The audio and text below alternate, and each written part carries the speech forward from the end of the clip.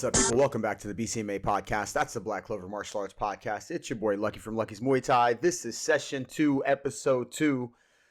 We're going to talk about UFC 324 and what exactly that was. And is the UFC dead? I mean, is it? Also, we'll talk about Minnesota at the end of this, but I mean, what is there to talk about? Let's be honest.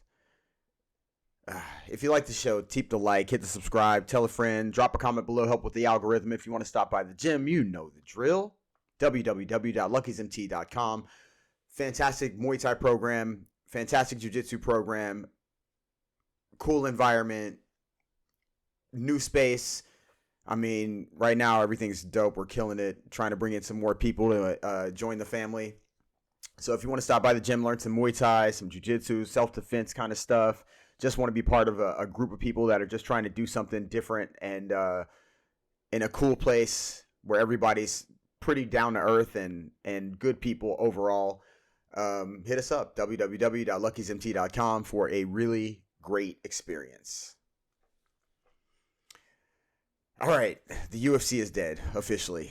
And when I said that earlier and when I put it in the thumbnail, it's not exactly dead. It doesn't mean the product itself is dead. Obviously, there was fights this week. There's going to be fights.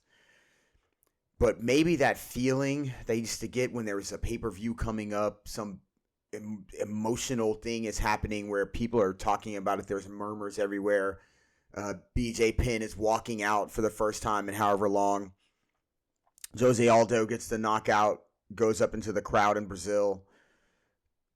Conor Khabib, Anderson Silva front kick knockout. Thug Rose. DJ's throw to armbar. I mean, there's just a lot of moments over the years that were maybe part of a UFC that is no longer in existence. And it's not just the move to Paramount Plus. I think it's just the move overall in people's minds of what the UFC is. It's now become way more mainstream, especially on Paramount Plus, where like everybody's watching it. It's like this is your like dad's coming home from work. Hey, honey, turn on that UFC. I really love that Israel Adesanya guy. You know, I think it's starting to move into that territory, unfortunately. This card as a product wasn't necessarily great. And I thought for sure they were going to roll out everything they could to get this Paramount Plus thing happening because they're still charging people, I guess, the regular price for Paramount Plus.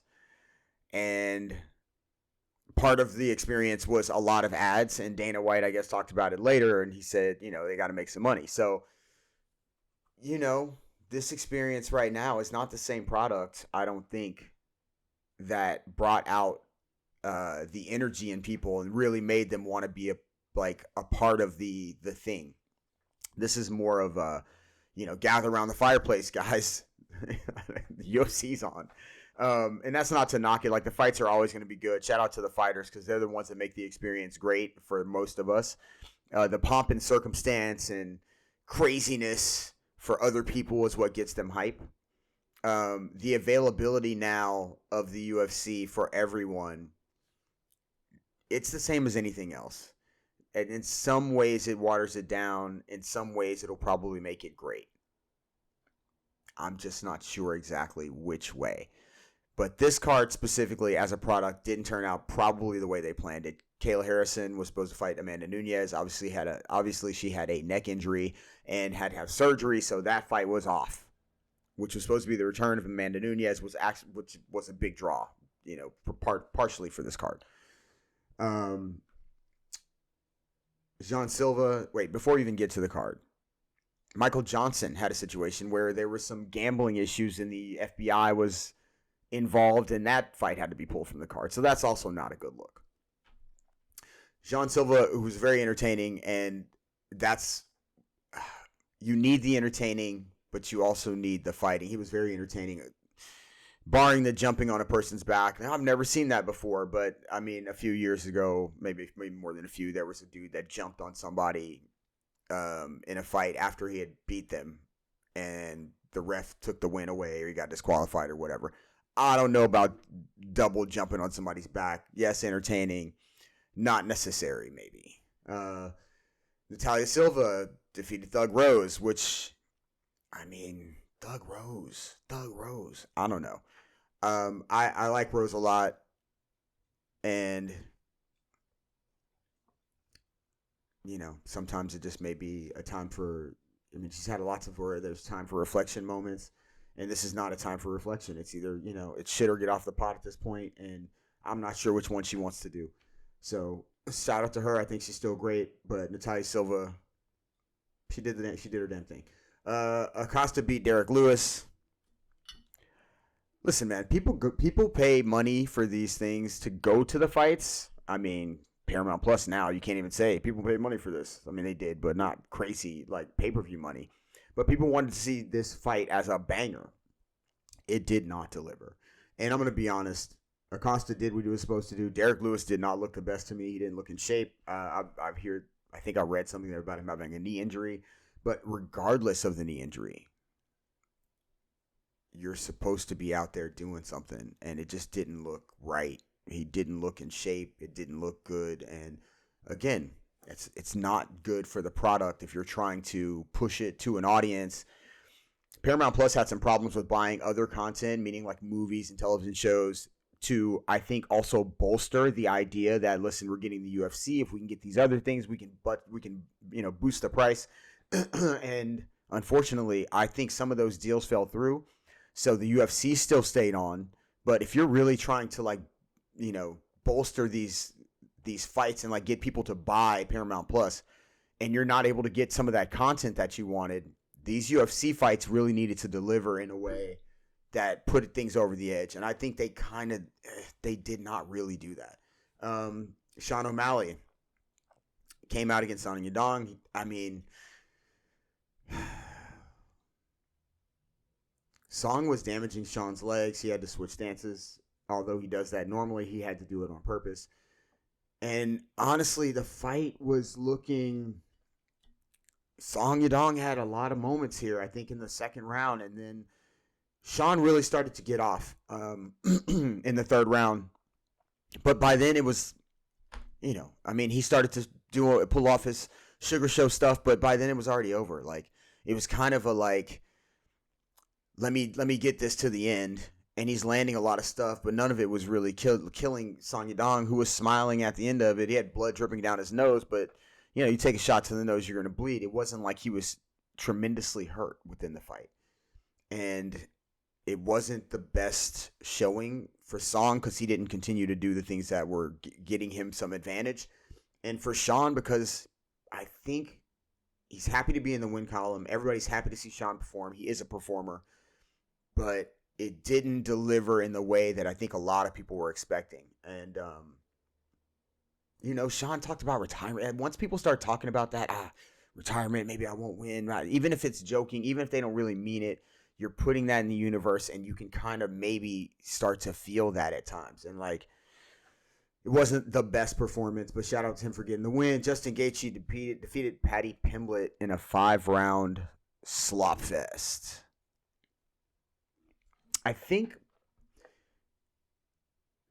it started to have almost a Stephan Bonner.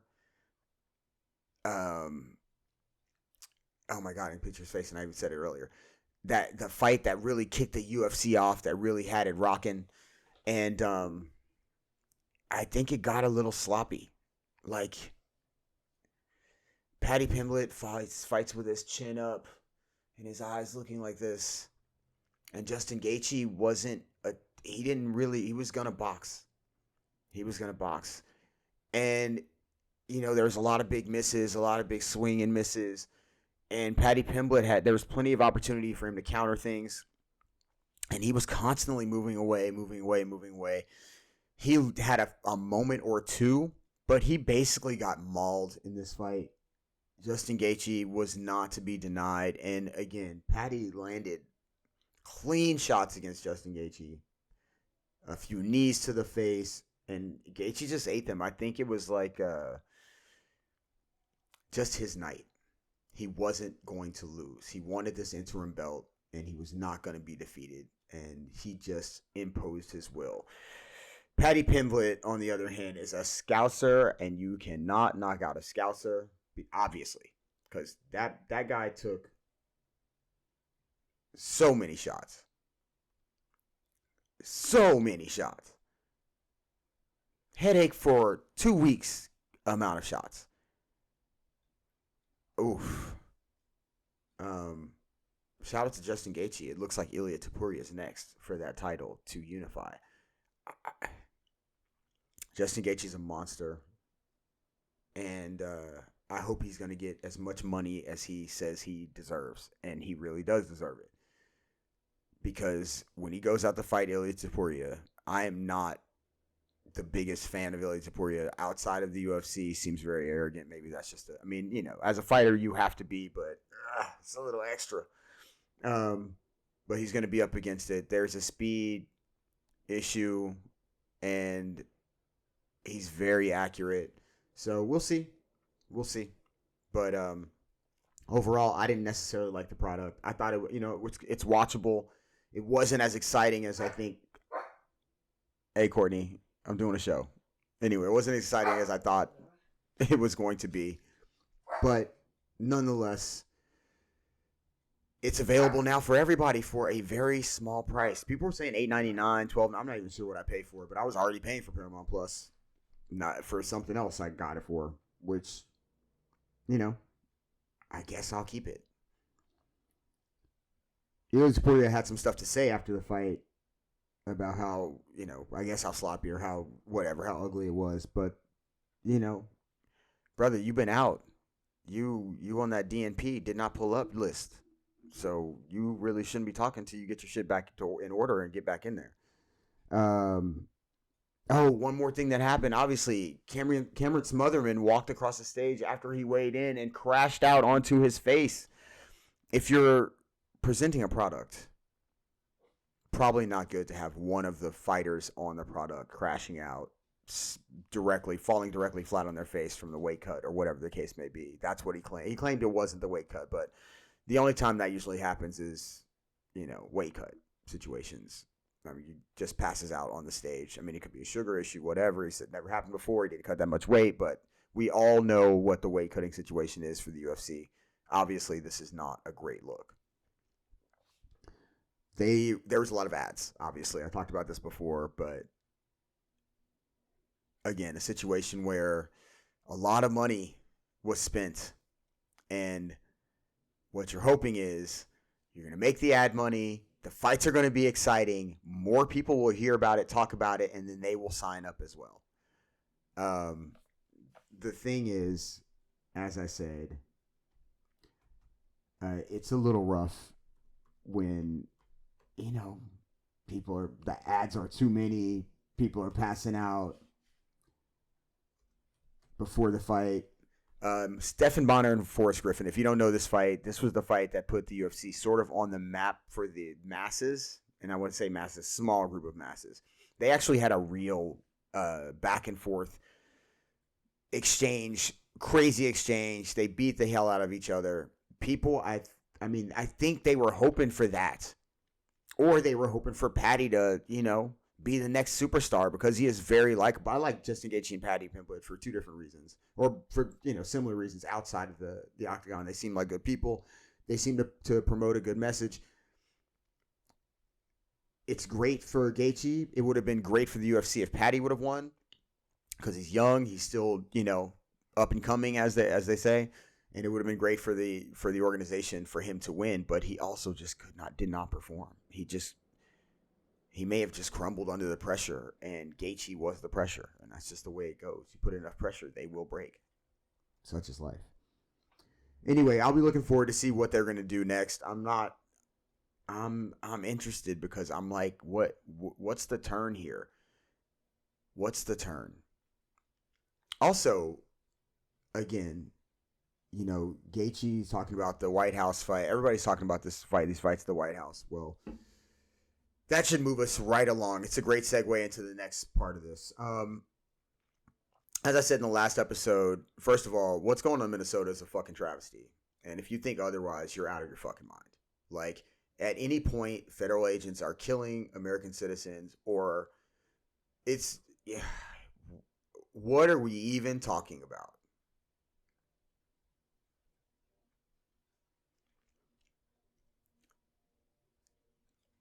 People have already started making their presence known by putting out statements about how they feel about what's going on in Minnesota, in this country, in general. The NBA put out a statement. I've seen other few statements by people, or by individuals. The White House being an honor to visit is only an honor if the White House is being honorable. This is the idea. It's only an honor if the White House is actually being honorable. And currently, it is not. It's not. I'm not going to rehash everything that everybody's talked about already, but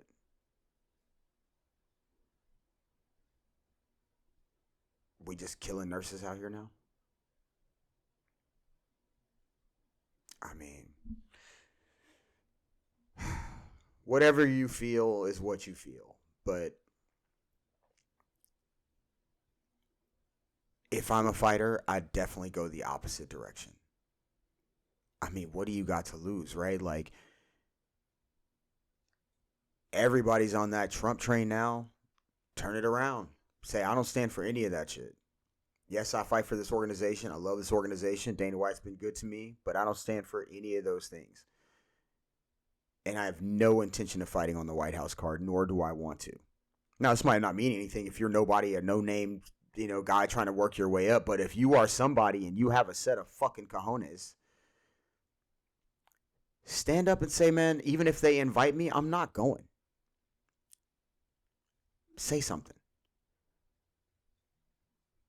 We all love martial arts. We all claim that, this is where we come from and all this and all that. And a lot of these dudes started in freaking Taekwondo and bowing and learning respect and honor and all these different things from immigrants. And now they out here, hey, man, go along, get along. Stand up for what you believe in. If you're in this martial arts situation, everybody already has been doing it, in ways that aren't necessary. Clearly, now, obviously, it is necessary. So I love all y'all out here, just trying to live your lives, do good things for good people, and be good people. And sometimes things aren't always great, but like, if we don't stand for some shit, we're gonna fall for everything and anything. So like, I'm not with it. There's a lot of people that are not with it. And if you're a fighter in this UFC, good God, man, please take a stand. I mean, what do you got to lose? They've already bound your contracts to whatever is going on anyway. So don't sit back and get on this like, oh, I got to go to the White House. It's not an honorable situation, man. They're out here killing Americans, throwing people to the ground, pregnant ladies, all this stuff, and you want to go hang out there with the people that are basically influencing all of these things to happen. All right. Be who you be then. Show us all who you are. On that note, that's the end of this episode. Session 2, episode 2. Again, I love you guys. I hope everything gets chill. By the way, chill. Speaking of chill, it's freezing in Miami this last couple of days, and it's supposed to get down to the 30s. So wish us all luck out here. I got some little tea going. I love you guys. Be good people. If you want to stop by the gym, hit us up, www.luckysmt.com. Great people, Muay Thai, Jiu-Jitsu, fun. Man, hit the like, hit the subscribe. I'm out. Peace. Don't want a complication.